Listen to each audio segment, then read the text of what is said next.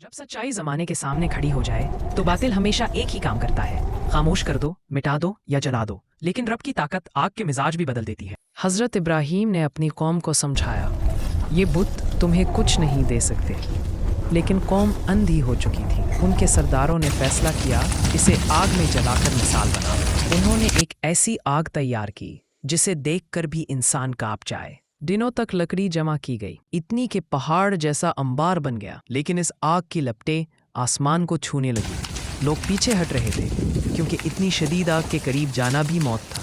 ये वो लम्हा था जिसमें नबी को जलाने का फैसला हो चुका था। मगर इब्राहीम के अदम ना कांपे, ना दिल लर्जा।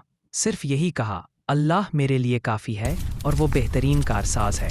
जो दिल रब पर रख दे उसे कोई आग नहीं जला सकती। आग इतनी शदीद थी कि लोग करीब नहीं जा सकते थे, इसलिए एक मंजनीक तैयार की गई और पहली बार किसी इंसान को आग में फेंकने के लिए मंजनीक इस्तेमाल हुई। ज़मीन खामोश, आसमान गवाह और कौम तमाशाई थी। इब्राहीम को धकेलकर आग की तरफ भेज दिया गया। फिर वो लम्हा आया जिसे सुनकर रूह कांप जाती है।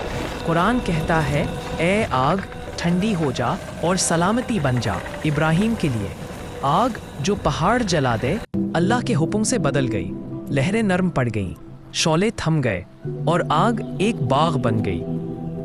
कौम हैरान रह गई। जिस आग ने हर चीज़ खाक कर देनी थी उसी ने इब्राहीम को छुआ भी नहीं। जो लोग उसे मिटाना चाहते थे वो खुद मिट गए और इब्राहीम सलामती के साथ बाहर आ गए।